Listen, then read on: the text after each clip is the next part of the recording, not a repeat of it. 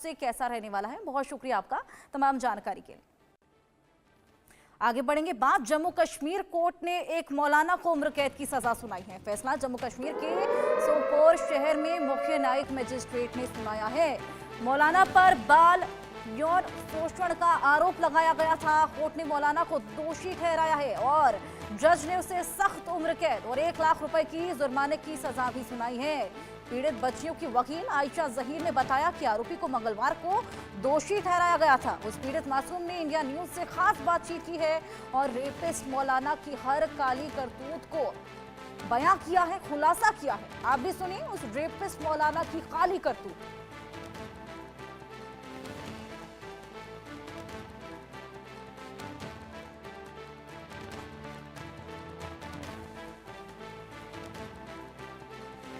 ये दास्तां उस बच्चे की जिसके साथ दुष्कर्म किया था रेपिस्ट मौलाना ने, उसकी काली करतूत की दास्तां भी हम आपको सुनाएंगे। सनसनीखेज खुलासा इंडिया न्यूज पर हुआ था। कश्मीर के रेपिस्ट मौलाना को लेकर यह सनसनीखेज खुलासा था जिसके साथ कई बार कुकर्म किया गया था एक रेपिस्ट मौलाना ने, और अब यही दर्द बयां किया है, सनसनीखेज खुलासा किया है इंडिया न्यूज पर, वो आपको सुनाते हैं।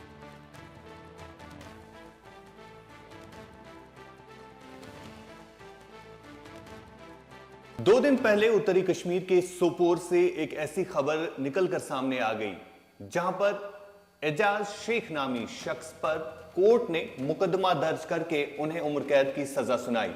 एजाज अहमद शेख कौन था? यह नाबालिग बच्चों के साथ यौन शोषण करता था, यानी रेप करता था। मेरे साथ एक विक्टिम है जिनके साथ भी आज से कई साल पहले एजाज शेख ने इस तरह की हरकत की है। इनकी आइडेंटिटी को हम रिवील नहीं करेंगे और ना ही हमारा मकसद है कि इनकी आइडेंटिटी रिवील हो जाए, लेकिन आज किस तरह से एजाज शेख को जो कोर्ट ने सजा सुनाई है उसके बाद एक आम इंसान क्या महसूस करता है, वो विक्टिम क्या महसूस करता है, इनसे जानते हैं। सबसे पहले आपसे ये जानने की कोशिश करेंगे कि किस तरह शुरुआत हुई, आप किस तरह इस एजाज शेख नामी शख्स के पास पहुंचे जो इस तरह दरिंदगी की हद जो है पार करता रहा। एजाज शेख हमारे स्कूल में एज टीचर हायर हुआ था, जिसको जिम्मेदारी दी गई थी कि ये इस्लामियात और कुरान पढ़ाए। वहीं से ये सिलसिला शुरू हो गया। पहले तो एजाज शेख बहुत ही आला किस्म के बंदे नज़र आ गए थे, और शुरुआत ऐसे हुई कि ये बच्चों से मिलजुल के बैठता था, उनके साथ प्यार मोहब्बत जैसा सलूक कर रहा था, तो एक भरोसा जीतने की कोशिश कर रहा था। पहले तो स्कूल में बाकी लड़कों को अपने साथ ले लिया इसने। मेरे से पहले भी 2-4 जो स्टूडेंट्स हैं वो चले गए थे उधर। वो जैसे वो वापस आए तो कुछ उन लोगों ने वैसा कुछ कहा नहीं था वापस कि हमारे साथ ज़्यादती हुई या कुछ। ऐसे ही करके एक दिन मुझे भी इसने अपने साथ ले लिया। बोला कि टीचर और स्टूडेंट में एक रिलेशन बनाई, प्यार मोहब्बत की रिलेशन बनाई। मुझे लगा कि बाप के सम्मान है, मैं इस पे भरोसा कर सकता हूँ, तो मेरे घर आने लगा, घर वालों के साथ रिश्ता बनाने लगा। तो फिर एक दिन मेरे घर वालों को बोला कि आज आपका बेटा मेरे साथ आएगा ऐसे रात को। तो मैं जैसे उसके साथ चला गया, पास वाले एक गाँव में उसका डेरा था जहाँ पे एज किराएदार रहता था और वही इमामत भी करता था। अच्छा, इमामत भी, नमाज भी पढ़ा था? हाँ, वहाँ पास वाले गांव में भी इमामत करता था और हमारे गांव में भी जुम्मा पढ़ाता था ये। तो वहाँ से ही शुरू हुआ ये। उसके पास पहले क्या हुआ, पहले इसने शुरू किया कि देखो भाई, एक बंदा है जिसको किसी ने तावीज़ किया है, मतलब जिसको किसी ने ब्लैक मैजिक किया है, तो आप ऐसा करें कि उसका काम आप कर सकते हैं। मैंने बोला मैं कैसे कर सकता हूँ, छोटा था। तो बोला कि आप एक काम करो, मेरे जिन्नात के साथ आप बात करो। जो जिन लोग जिन एजाज हैं, शेख ने आपको हाँ एजाज शेख ने, उनके साथ बात करो। पहले पहले मैं घबराया, मैंने बोला मैं कैसे जिन के साथ बात कर सकता था। बोला कि नहीं ऐसे ऐसे करके ये रात को मेरे शरीर में आएगा, फिर आपको मेरे से बात करनी है। तो मैं बोला कि नहीं मैं कैसे बात कर सकता हूँ, और मेरे को इसके साथ क्या है, जैसे रिफ्यूज़ किया। तो वहाँ से बोला कि देखो आपको बहुत ये सवाब का काम है, वो बेचारी का कुछ प्रॉब्लम है किसी औरत का, तो आपको भी सवाब मिलेगा, और ऊपर से वो थोड़ा तुझे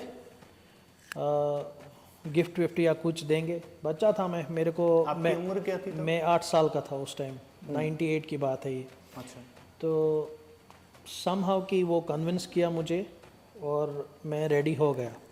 तो जैसे ही अपने पास सुलाता था रात को, ये क्या बोलते हैं, शुरू करता था, इसका कुछ अपना मंत्र था, जैसे दुआ करता जो सोने की दुआ है, अल्लाहुम्मा बिस्मिका अमूतु व अहया, तो वो पढ़ाता था। फिर ऐसे उसमें वो क्या बोलते हैं जर्ग जैसा होता था, फिर आवाज़ चेंज में बात करता था, बोलता कि मेरा नाम ये है, आप कौन हो।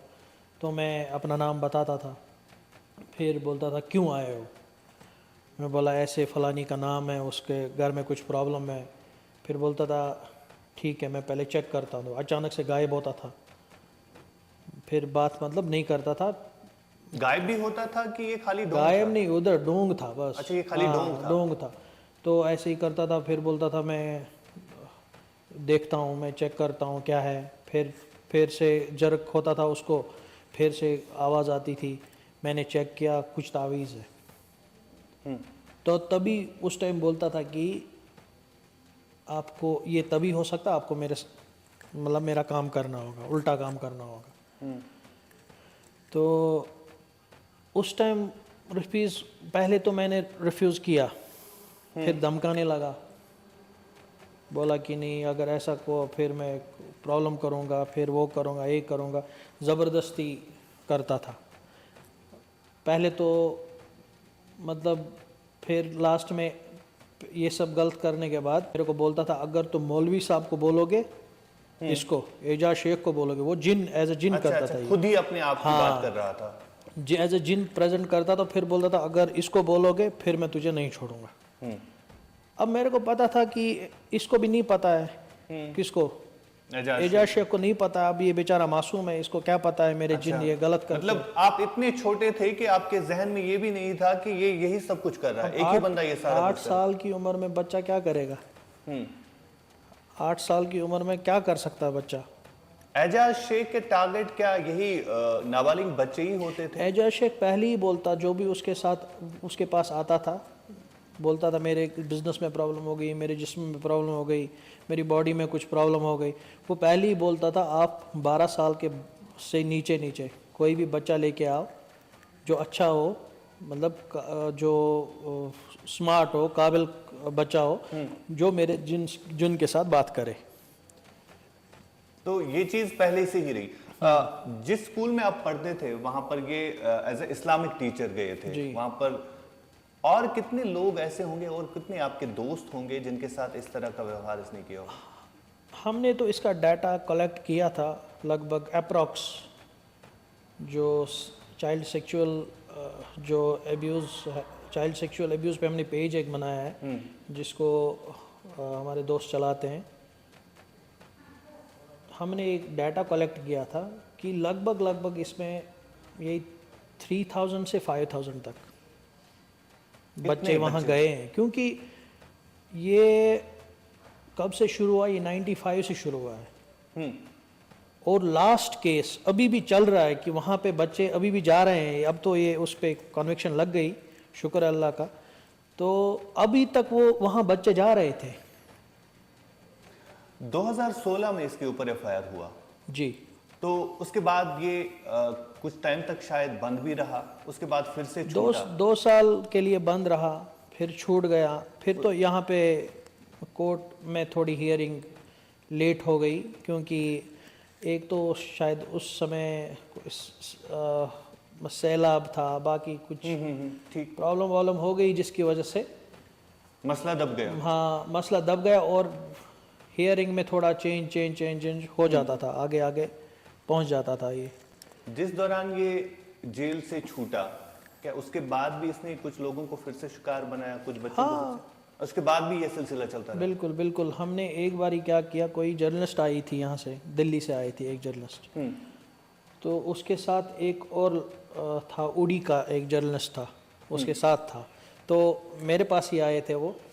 तो उन लोगों ने कहा हम एक स्टिंग ऑपरेशन चलाएंगे, ठीक, हम उसके घर जाएंगे।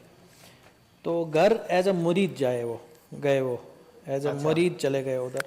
बोले कि हमको हमारे बिजनेस में लॉस हुआ है, ऐसा करके बोल दिया। तो वहाँ से उन लोगों, उसी एजाज शेख ने बोला आप एक काम करो, आपको तावीज़ है, सहर है आपको, ब्लैक मैजिक, तो आप एक काम करो, 12 साल के बच्चे को यहाँ लेके आओ। ठीक।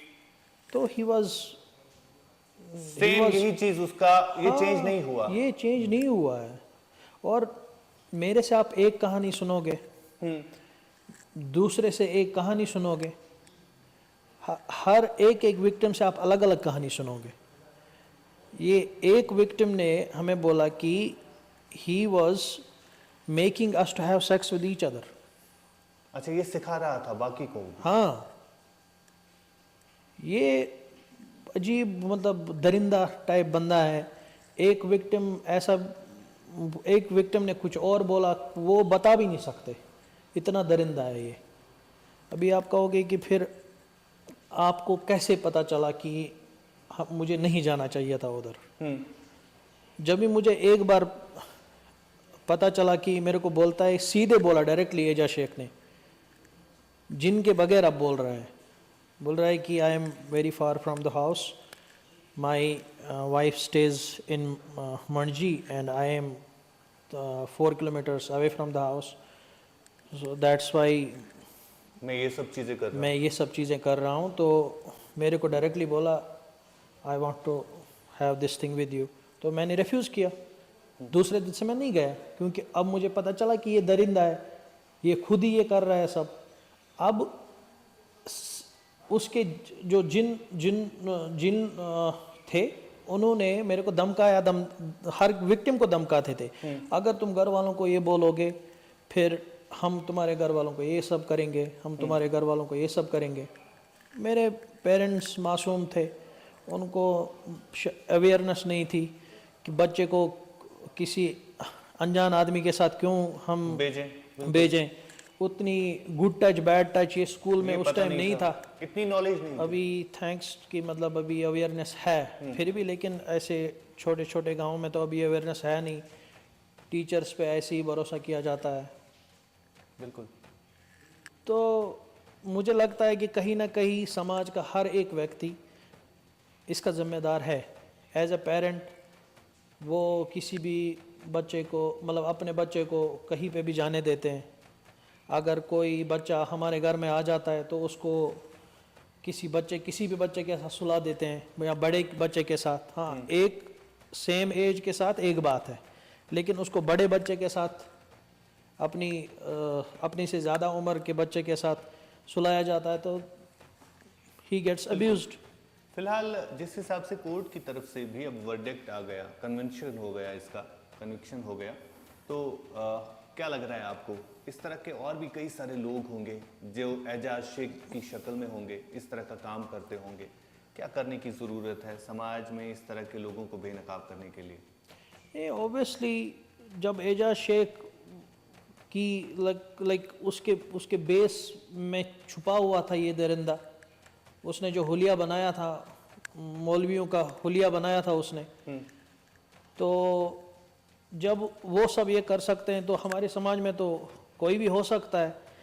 मैं चाहूँगा कि लोग एक ब्लाइंडली किसी को फॉलो ना करें।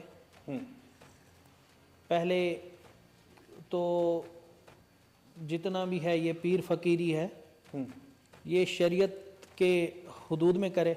बिल्कुल। ऐसे ही नहीं किसी पे भरोसा करें। आधे तो ये करते हैं कि उधर ही छोड़ देते हैं, आधे तो औरतों को छोड़ देते हैं उधर ही, आधे तो बच्चों को छोड़ देते हैं उधर ही। तो इन चीज़ में ना पड़े, थोड़ा दिमाग से काम लें। बिल्कुल। बहरहाल मुख्तसर बातचीत के लिए हमारे साथ एक विक्टिम थे जो कि एजाज शेख नामी दरिंदे के शिकार भी रहे, लेकिन कोर्ट की तरफ से जो इन पर मुकदमा दर्ज किया गया था, कोर्ट की तरफ से इस पर वर्डिक्ट भी आ गया कुछ दिन पहले और उन्हें जो है फिलहाल उम्र कैद की सजा सुनाई गई है। लेकिन हर एक के लिए ये सीख है कि किस तरह पेरेंट्स को भी अब अवेयर होना चाहिए इन सब चीज़ों से। इंडिया न्यूज़ के लिए आशिक मीर, श्रीनगर से।